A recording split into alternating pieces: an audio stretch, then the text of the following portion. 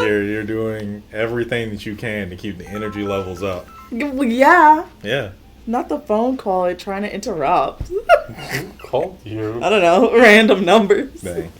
Well, you want to know what? We're going to be getting into some random news. Thank you guys so much for all your support over the last week or so as well.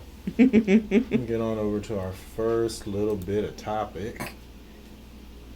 Big topic. Yeah. Small world, big topic. So, Paramount is apparently... This is not the right thing. There we go.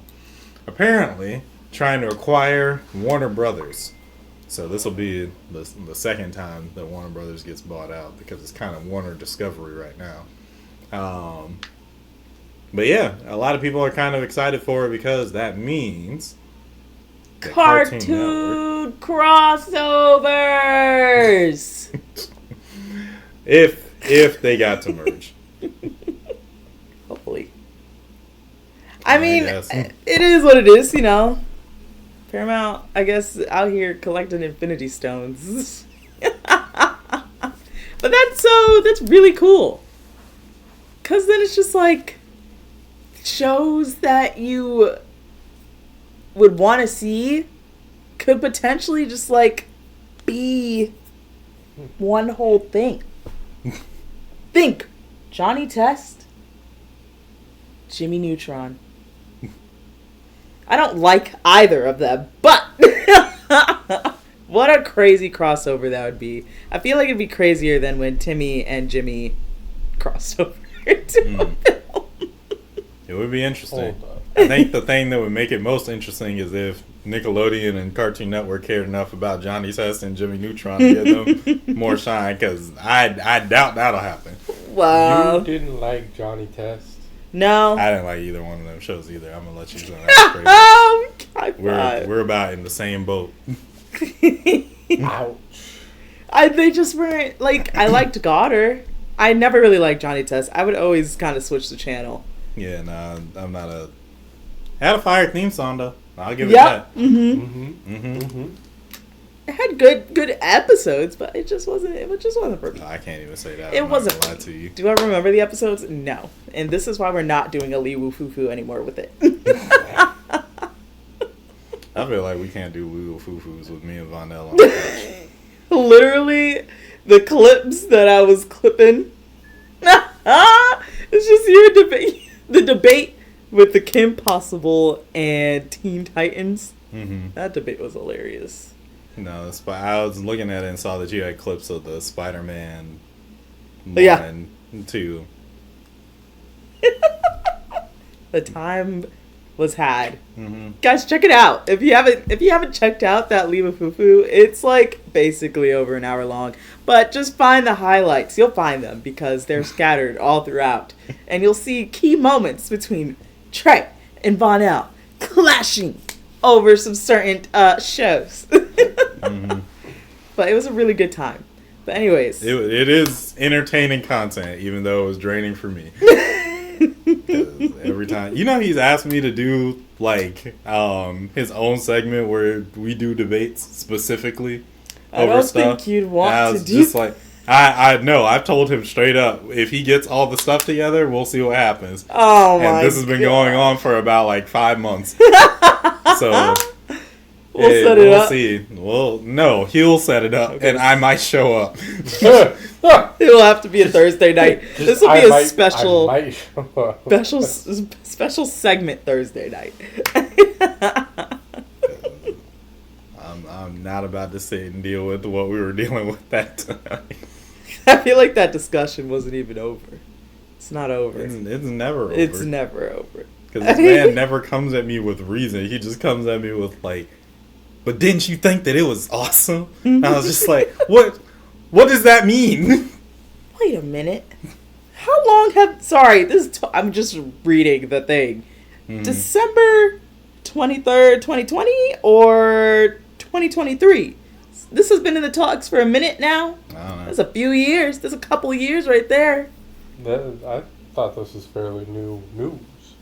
I mean, they probably are just, like, bringing it up like it's, like, becoming official. Mm-hmm. But I guess this is when they were first in the talks. about it. Yeah, I could imagine that the talks have been in for a while. Yeah. I don't really care for anything that's on Nickelodeon or Cartoon Network right now. Mm-hmm. I think it would be easier for them to do some of the crossover movies that they did. They came out with a Batman versus TMNT movie like a couple years ago. Okay.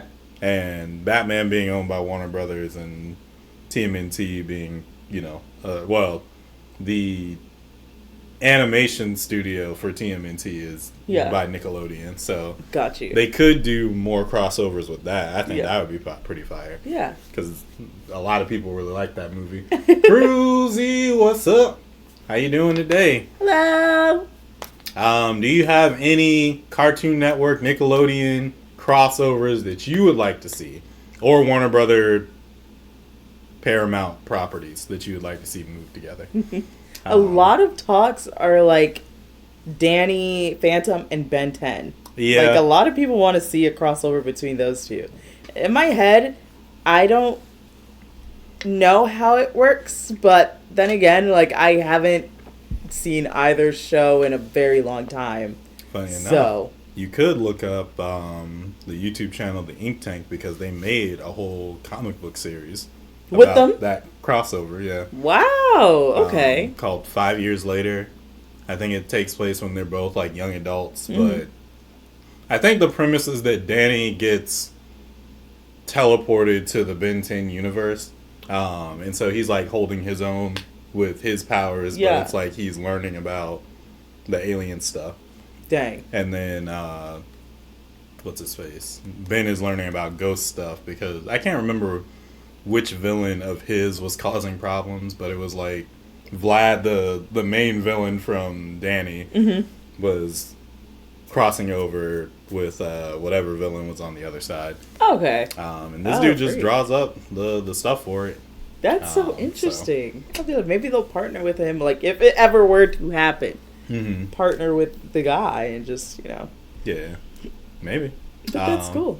Personally, I feel like Generator Rex and Danny Phantom would be like the two that would make the most sense to have a crossover because their powers are very similar, but it's like one is very technology and the other is, well, also technology but ghostly. Oh yeah. So, yeah, I would be down to see some rendition of like the crossovers that they could do.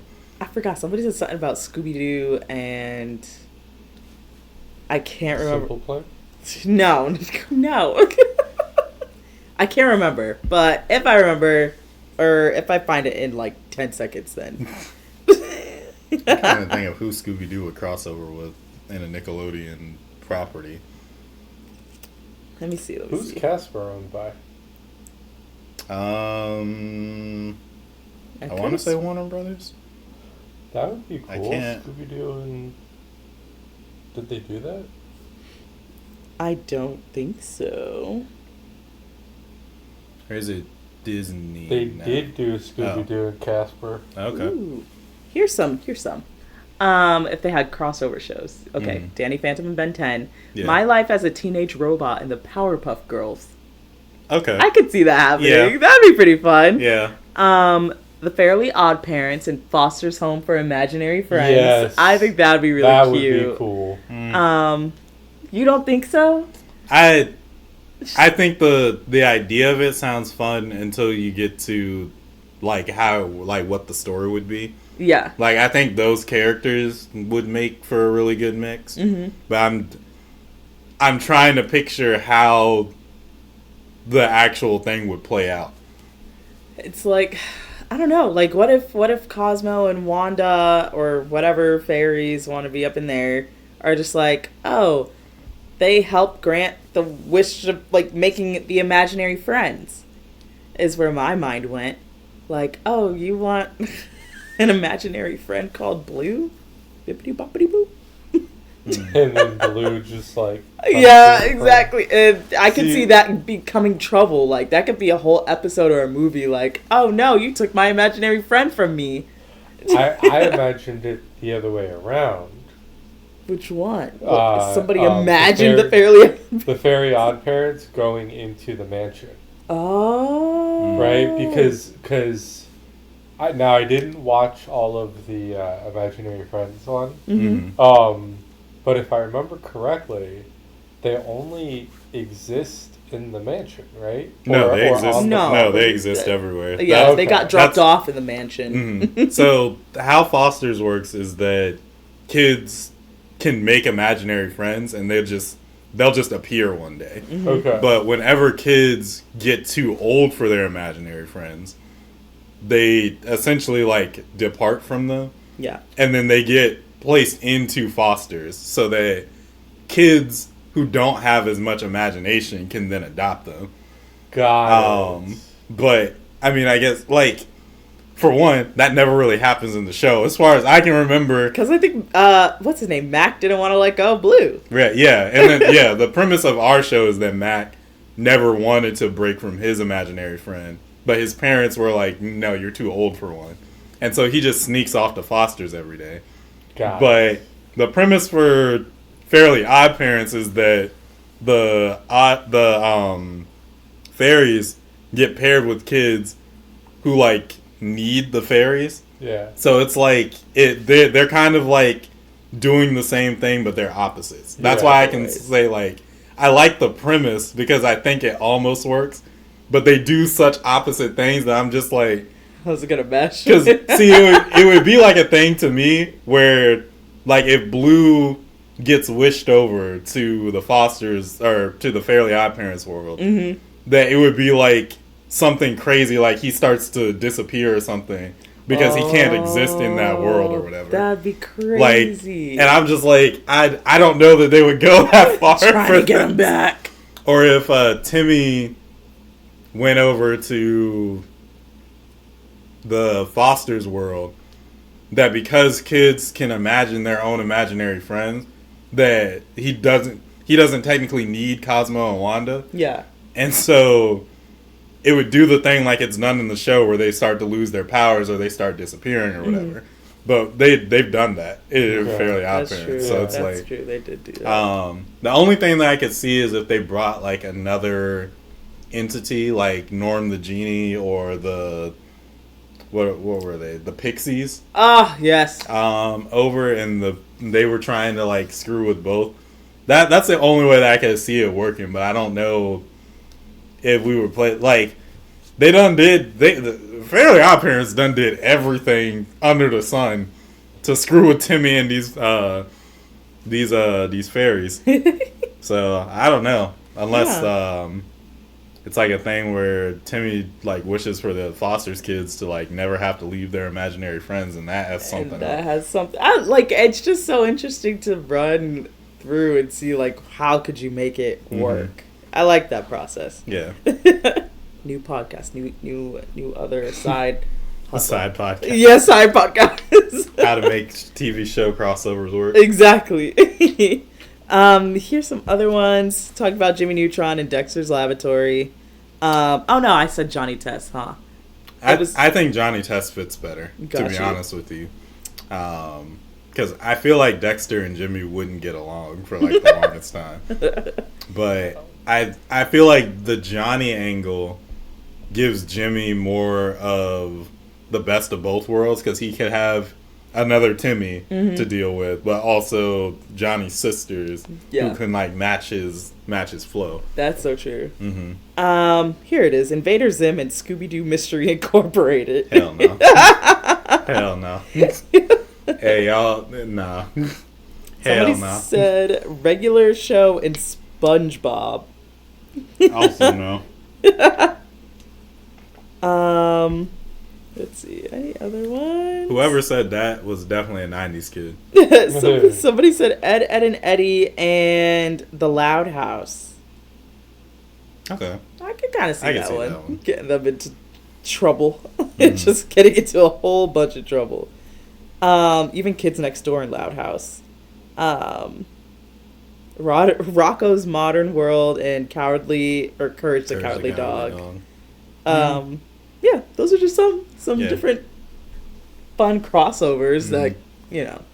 No, My Life as a Teenage Robot.